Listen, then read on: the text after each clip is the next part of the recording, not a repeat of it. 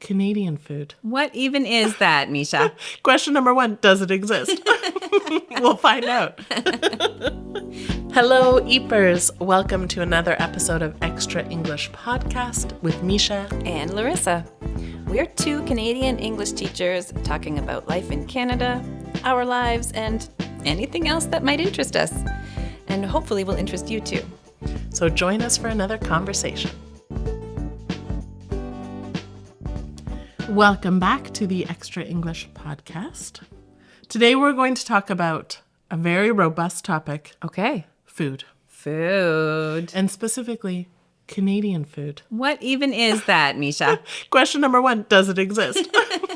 We'll find out. Students will often ask, what is Canadian food? What should I try? Give me some ideas about, typical Canadian food. What do you say? In all these years of teaching, I still do not have a good answer to that question. There is no good answer. There's no good answer. Why not? Canada is so multicultural. Yep. What I eat in my home, what you eat in your home, Yep. what my neighbors eat in their homes is different. Yeah. What I grew up eating versus what someone else on my block grew up eating is different. Yeah. And a lot of it is from other places. Most of it is from other places. 99.99% of it. A lot of it. So it's hard to say, if I tell you the things I like to eat or the things my mom cooked when I was a child, most of that is from elsewhere originally. So that's why it's tricky. It's a hard one to answer. It's really hard. So before we get into all of that, the typical answer to that question is probably poutine. Yes, which neither of us will pronounce exactly correctly, but hopefully we won't pronounce it too wrong. Poutine. So that is French fries with cheese curds on it and then a sauce, a salty sauce called gravy. Is that Canadian? I guess it was developed here. It originated in Quebec. I think that's Canadian. Yeah, okay. It was made here. That's a Canadian dish. We got one. We got one. Nanaimo bars. Nanaimo bars are 2, and that's where my list ends. Yeah. A Nanaimo bar, in case you haven't had it, which if you don't live in Canada, you probably haven't. Probably not. But it's sort of like a cookie-ish base. Not quite cookie. It's a bar. It's a sweet Crumb coconut. And then, so it has a base that's kind of made of dough-ish stuff. And coconut. Yeah. And then another layer that's sort of like icing, really. A thick layer of icing. But it's that's yellow. Yeah. It's important. And then a layer of chocolate on top. It's delicious. It is so good. Yeah, it's so good. It's a dessert, of course. Yes. It's very good. And a small piece is enough because it's very sweet. Well, opinions differ. No, it's true. It's very sweet. And is it true that it's named after the place that it was developed? I think so. That's my understanding. I think so. There's a city in British Columbia called Nanaimo. Yeah. So that's what we think is true. I don't think it was the other way around. A city named after a dessert. Seems unlikely. Although the Saskatoon the city was named after the berry. Was it? Yes. Interesting. But the berry wasn't called Saskatoon berry. There was an indigenous name. I see. In a language that I cannot speak. Yes. But it was translated into English to Saskatoon. Oh. And then the city was named after that. Interesting. Yeah. So it can happen. Well, Canadian facts. So, then maybe we have to look into Nanaimo. Which came first? But also maybe we should say Saskatoon berries are Canadian. Do they only grow here? I don't know. But for sure they grow here. For sure they do. And they've been here long enough that yes. They're older than the city of Saskatoon. Mm-hmm. So that feels pretty Canadian. That seems like a Canadian food. But I bet most people who live in Canada haven't eaten Saskatoon berries. I think you're right. If you live in Alberta, Saskatchewan. Or a city. Or the city. What? Well, do you think most people who grew up in Toronto have eaten a Saskatoon berry? No, but I think everybody in the West has. Oh, do you think so? Not the West necessarily, but Alberta. I see. Yeah, my sister lives in Edmonton, and I was there during Saskatoon berry season, which is June/July, in case you're interested. Did you time it that way? Larissa loves to collect berries. I love them. I love them so much. And there was a sign that I saw that said, now selling Saskatoon pie, the prairie berry, they called it. Oh, that's catchy. The prairie berry, it Prairie rhymes. berry. Yeah. I like it. So I think they're proud of it. So they probably have. But You're right. we live in Ontario, and I also think you are correct, Misha. The average Ontarian probably has never tried this food, but they should. Well, also, there are Saskatoon berry trees throughout our city. Yeah. So it's not that it doesn't or can't grow here. Yeah. So, yeah, interesting. Most of them have been planted intentionally, Yeah. not just growing wild. Urban harvesters like Larissa. Like us. But that's a bit of an aside or a tangent. There you go. A tangent about a berry. That's the right kind. About the prairie berry. Prairie berry. Well, that's kind of our list of truly Canadian. Do you know what? People often talk about butter tarts as a Canadian food. Yeah. I think they are originally French. Oh. I think. Okay. This is guesswork on our part here. Tell this us food about episode. the butter tart. Oh, a butter tart, if you have never had one, is delicious. Also sweet. Can you tell what kind of foods Misha likes? Listen, I like all the foods. Sweet, salty, bring it my way. But yeah, I have a sweet tooth for sure. A butter tart is like a mini pie. So it's got pie pastry in a little cup shape. And then the middle is filled with like a butter, Sugar, butter, egg. Don't you think? I think that's there what egg makes in it. I think that's what makes that's what makes that texture. For sure there's sugar and butter. For sure. Hence a butter tart. I'm pretty sure it's egg because it's kind of, I was going to say gelatinous, but that doesn't make it sound very good, but it's very good. But you can have a runny center as well. Yes, which is also good. That's true. Okay, we have to do a little more research. I'm going to find a butter tart recipe to share with you all. Anyway, it's delicious. Sometimes people just put a plain. Yeah. You can also have raisins as a Yes. common additive. I love a raisin. That is controversial though. Well. People have strong opinions about raisins in things. I also love them, Yeah, but not everybody does, and they will let you know. we're right. The raisin loving contingent is on the right side of the fruit debate. You can also put pecans on them, Pecans, which yeah. is a type of nut. If you've ever had a pecan pie, that's a large butter tart. Yeah. Essentially. Yeah. That's the makings of a butter tart.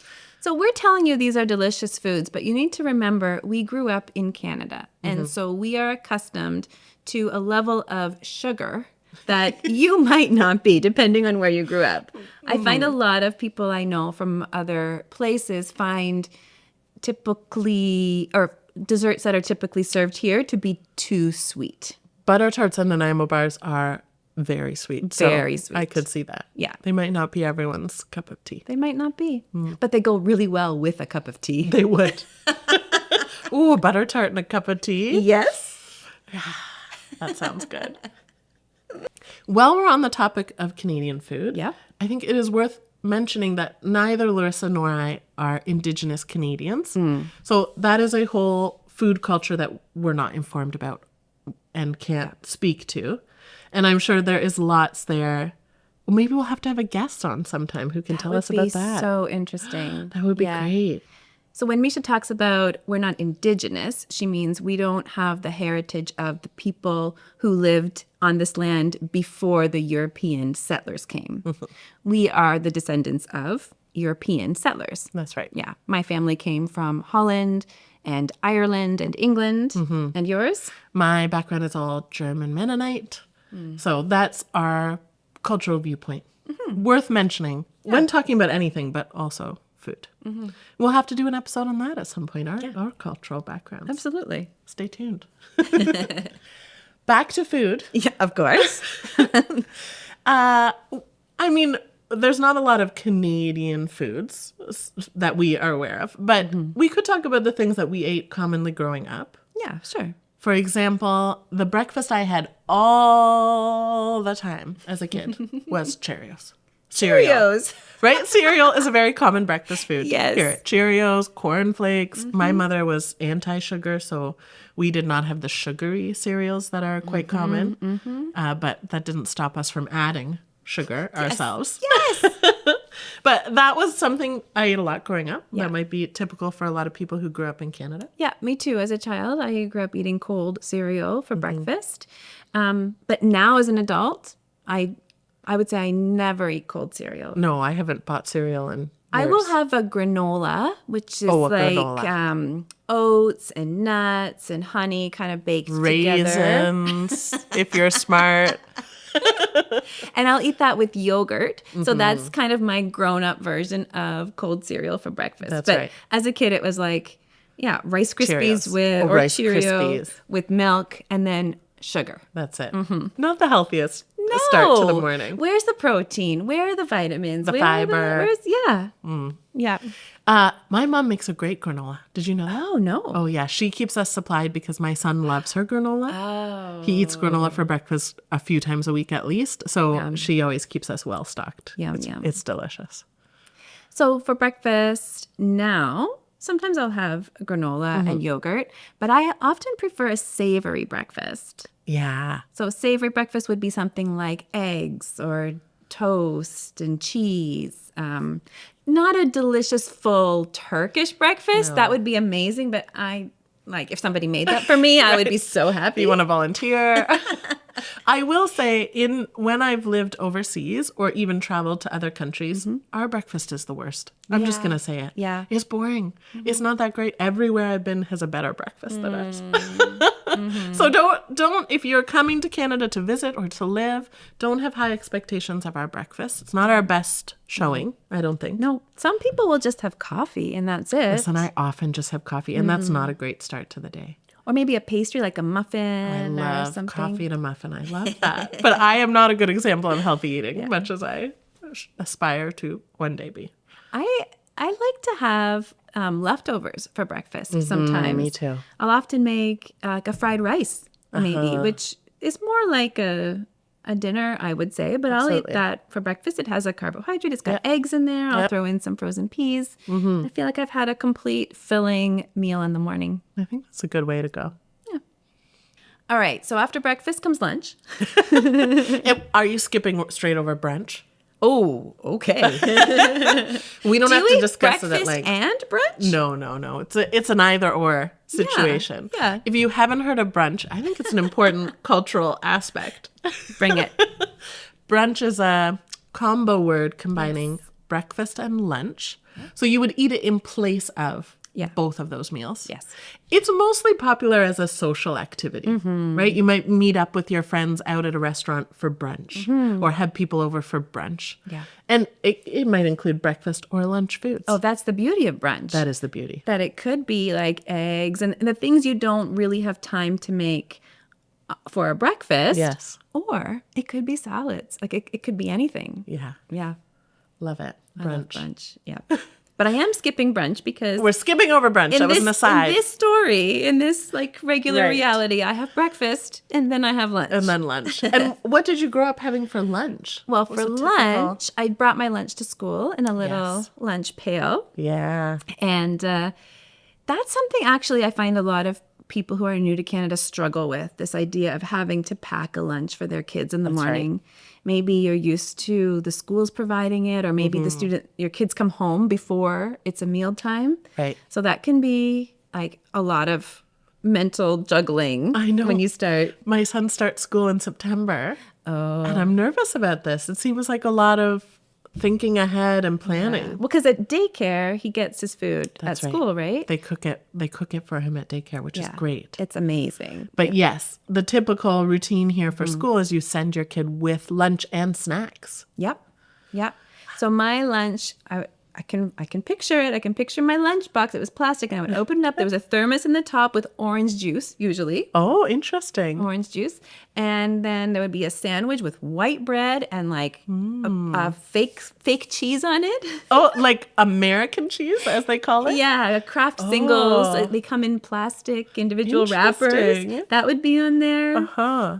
maybe some lunch meat.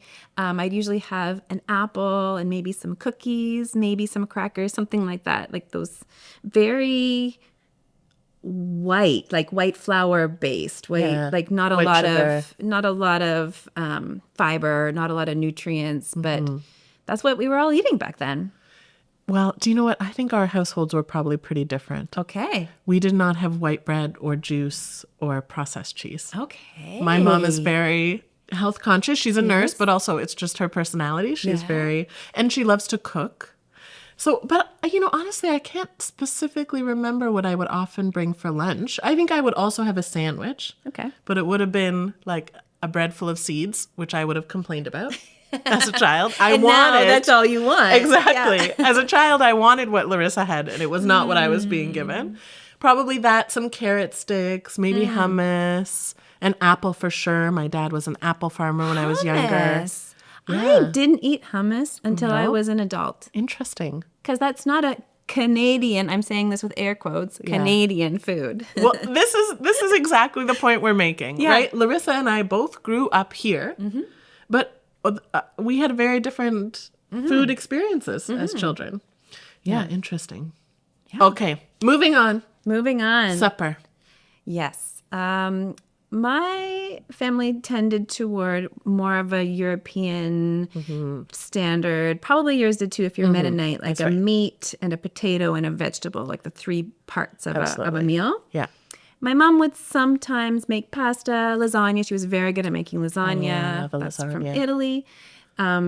She would sometimes make rice-a-roni. Do you remember rice-a-roni? Another thing we didn't have in my house. No. But I still think there are a lot of people who call themselves Canadians and eat meat every day. Daily. Maybe more than once a day. And who still eat copious amounts of meat. Yes. Although it has gotten a lot more expensive in recent years. Yes. Yeah. Yeah. If you're conscious of the price of things, if you're like budget conscious or wallet conscious, eating vegetarian is also going to help. It's going to help. So in conclusion, Yes. the real answer is, what is Canadian food? We don't know. We don't know. It doesn't really exist as one cuisine, as one type of food, which is great. Yes. Really. Yeah. I love that variety. What do they say in the tech world? It's a feature, not a bug. I haven't heard that before, but I like it. Exactly. Yeah, we can think of this as something to celebrate, that Definitely. we are such a diverse people and we have access to a diverse types of food. And I mean, we can't grow it all here, but we can access it all here. That is a topic for another episode, is our growing season. Yeah, I think so. But yes, that's true. Yeah. It's great. Yeah. So enjoy all the foods. And if you haven't tried poutine or Nanaimo bar, the two foods we can somewhat confidently say are Canadian, give them a try. Yes. And if you want more information about the Saskatoon berry and where to find it in Ontario, I can help you. I can hook you up. Marissa's in the know.